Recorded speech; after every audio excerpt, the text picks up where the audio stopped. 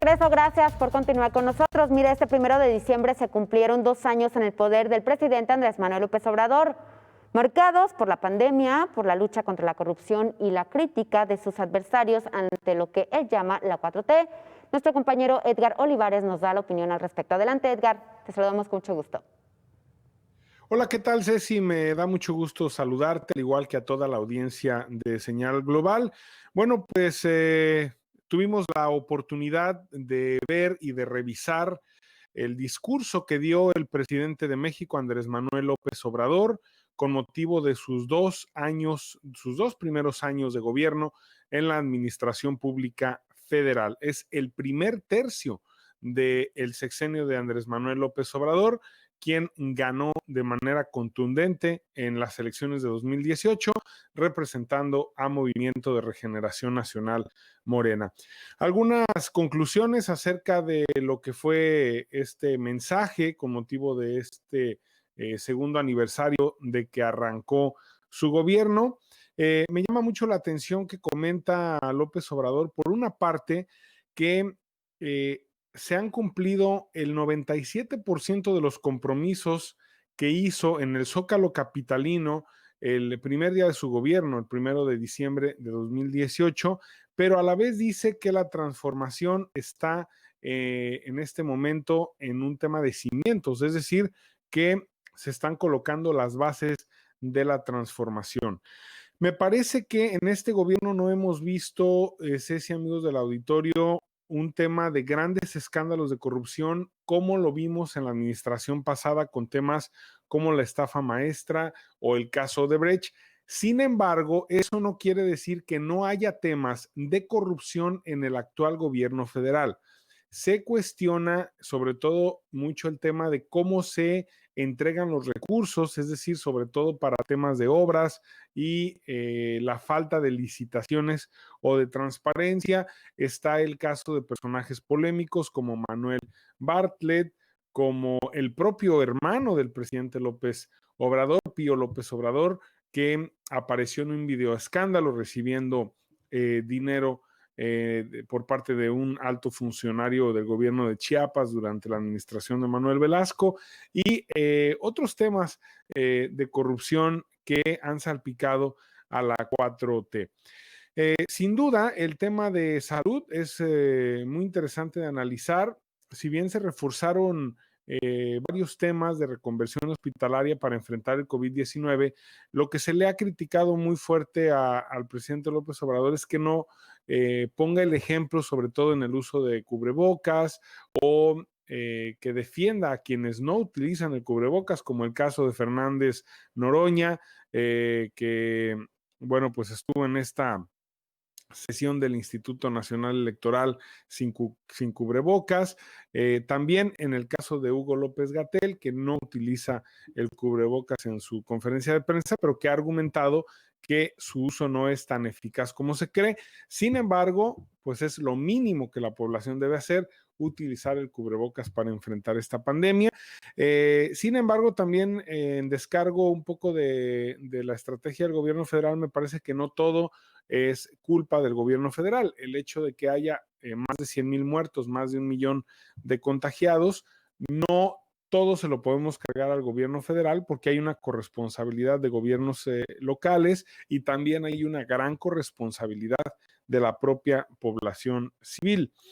Y bueno, en el tema de la seguridad sigue siendo un gran pendiente. Me parece que a 2 años de que arrancó el gobierno de López Obrador, la cuarta transformación no ha podido ni de lejos bajar los índices delictivos. Antes bien, han incrementado, sobre todo en homicidio doloso y en feminicidio, que es lo que más le duele al país, y en extorsiones. Afortunadamente, el tema del secuestro no se ha disparado, y hay otros indicadores que pudieran estar a la baja, como lo dice López Obrador, pero los temas más graves de inseguridad, que siguen siendo el homicidio, el feminicidio y la extorsión, son temas que no se han ni siquiera mejorado, ya no digamos resuelto, que es un tema súper complicado de resolver, pero ni siquiera se ha mejorado en esos indicadores, más bien hemos empeorado. Y ahí la cuarta transformación tiene un reto gigantesco. Si no se resuelve el tema de la inseguridad, la cuarta transformación no será real, no será ni siquiera un poco de lo que se había comentado, porque me parece que la seguridad es lo que más le preocupa a la gente, y la gente en las encuestas reprueba al gobierno federal en la gestión del tema de la seguridad. El tema de Joe Biden, del presidente electo de Estados Unidos, marcará sin duda un tema muy importante en la política internacional del gobierno de México. Vamos a ver cómo se configuran las fuerzas y la correlación entre el gobierno electo de Estados Unidos, el presidente electo Joe Biden, y también el presidente López Obrador, quien, además de no reconocer o felicitar a Joe Biden después de su victoria ante Donald Trump, tampoco ha habido un diálogo, no se ha entablado un diálogo todavía con el equipo de Joe Biden, y eso pudiera generar algunos problemas, además de las diferencias en los enfoques sobre el tema de las energías renovables, la gran exigencia que podría haber por parte del gobierno de Estados Unidos bajo la administración Biden para que se cumpla al pie de la letra el tema del TEMEC, del Tratado México, Estados Unidos y Canadá, sobre todo en la parte laboral, donde a México le va a costar trabajo. Sí podría cumplir, pero le va a costar trabajo cumplir al 100% para que se pueda desarrollar este tratado de libre comercio de una manera completamente eficaz y de beneficio para los tres países, y por supuesto que lo que más nos interesa para el tema de México. Y por último, yo comentaría que una parte exitosa del gobierno de López Obrador sin duda son los programas sociales, aunque le ha costado mucho dinero al país ese tema, pero sí ha sido un asunto que pues ha marcado la administración actual. Los programas sociales son la bandera del presidente López Obrador, sin duda, y se han generado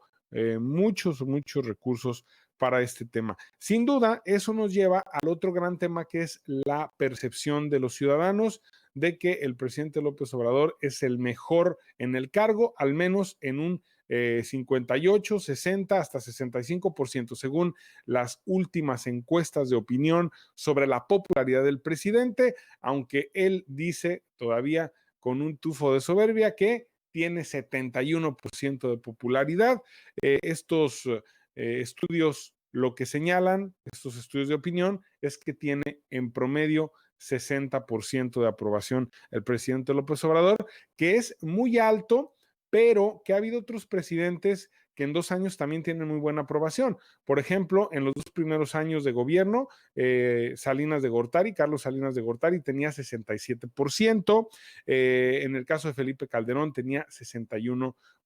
Entonces, ya veremos en el transcurso del tiempo si esto es una fotografía de los 2 años y después comienza a caer, o si lo que estamos viendo en la popularidad de López Obrador realmente es un fenómeno que se está trabajando desde la comunicación política con miras a mantenerlo a mediano y largo plazo, generar buenos resultados en las elecciones de 2021 como tal parece que sucederá, y a la vez mantener una alta popularidad de cara al segundo